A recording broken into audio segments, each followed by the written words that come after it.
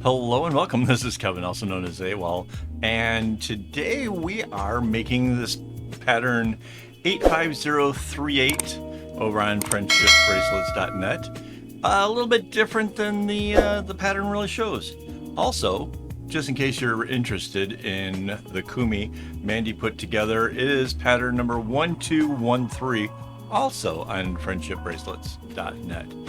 Turned out really cool looking. Like, honestly, that's a cool pattern. So this thing has sort of like a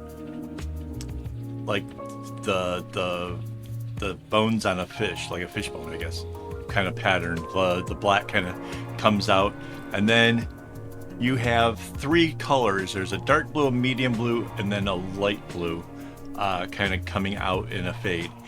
The crazy part is the light blue or the medium blue sort of you almost don't notice it there, but if it wasn't there, it would be wrong. It would just it wouldn't make sense. It just sort of creates this fade that just really suits the pattern so well. Like, there was a little while there I'm like, wow, did I just not get enough of a medium? But it's just one knot between the blue and the light blue, and it just creates this really subtle little thing. Like, when you look at the bracelet, it's like, something is interesting going on here, but you're like, I love it. I absolutely do love it. Now, this took me just less than an hour, which I was pretty amazed by, but I know why this went faster than some of the other times I've done patterns similar to that, and that is these clickers, this little, right? It's awesome. So there are 9 times that the fishbone comes down before you get to the middle, and you got to kind of change the pattern up and flip it around, and then 9 going to the end. And because I had a little clicker every time I finished that row, I didn't have to keep going back and counting, which it doesn't seem like that's such a big deal, but it adds up. It adds up a lot. So having a little clicker thing, I don't remember where I got this. If I had to guess, I would have to say it's Daiso, which is the Japanese store where everything is $2. I'm pretty sure that's probably where I got it, because I don't imagine that I would want to spend a bunch of money on one of these things. They're not it's not like I use it very often, but today it came in clutch, so that was pretty awesome. Yeah, I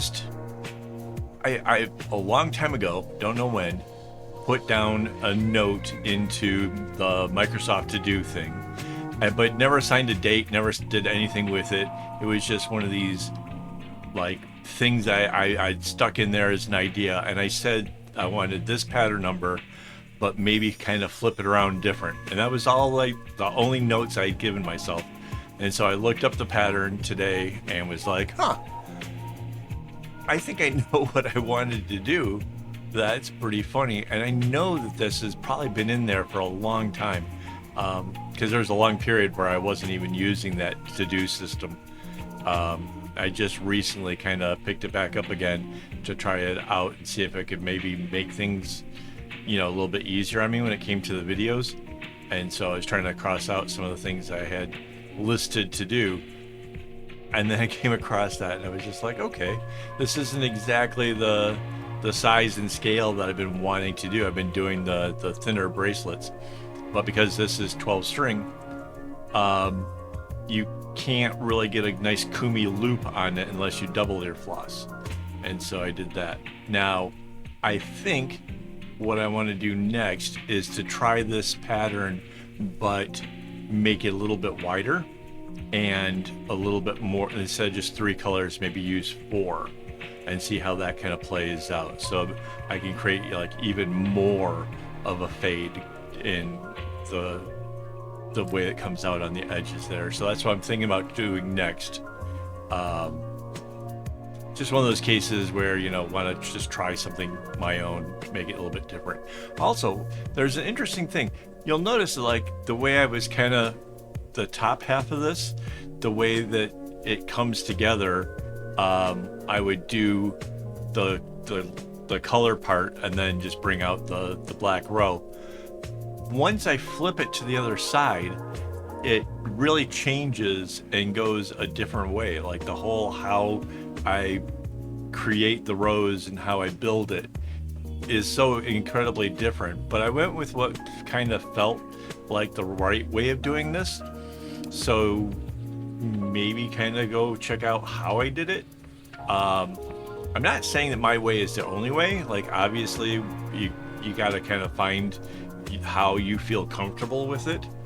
But yeah, I just found like there was like a whole different way of working the pattern when it came to the latter half of this bracelet. So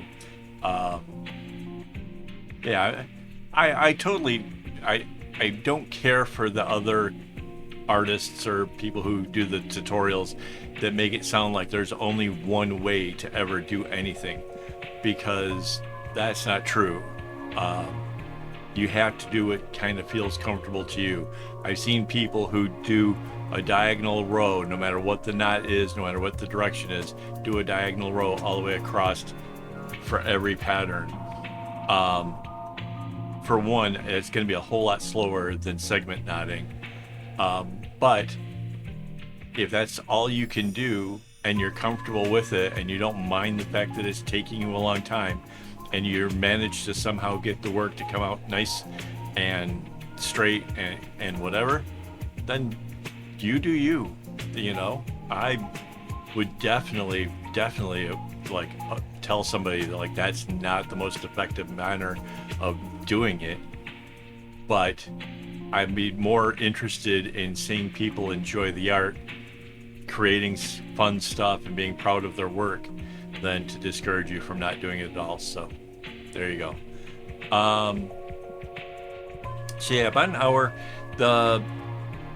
Obviously the black strings get used more than the colorful ones. That's just, you know, because they make longer rows. Not a big deal. Wasn't like anything got used up so much that we had to worry about like running out of room for tassels or anything. So that was nice. And as far as this isn't beginner friendly really because of all of the zigzags going on, but it's definitely something like for if you're an intermediate bracelet maker, you'll probably have a lot of fun making this one. It's just kind of neat the way that it comes together, the way that the light blue comes down and bounces, so that way the medium blue can make one knot over top of the black, and then the dark blue changes its direction and comes in to do the middle. It's really simple. It's just kind of repetitive. And I think that changing it up in the middle made it a little bit spicier, just adds a little something to it. Yes, you could continue doing the whole thing so that way it was only going in one direction and that would still be a fun bracelet. I just think kind of flipping it in the center, just a little bit something extra. So yeah, I could see myself honestly wearing this. It really is pretty sharp. So I have it in my hand in case you haven't figured out. Like, I'm looking at it and thinking about like what my thoughts are on the bracelet.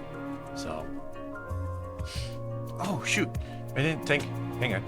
Thank you to my YouTube members for making this possible. I honestly can't do it without your guys' support. If you want to see the videos early or behind the scenes stuff, or just in general help keep the channel going, become a YouTube member. It's easy. It's $4 a month in the US, $5 if you're in Singapore. I guess that's the exchange rate for you. But yeah, I can't believe I almost went the whole video without saying thanks. But yeah, I think we're getting close to the end here. Yeah, this is it. So, okay. Hey, if you haven't already, please hit like on this video. And as always, don't get your strings in a bunch.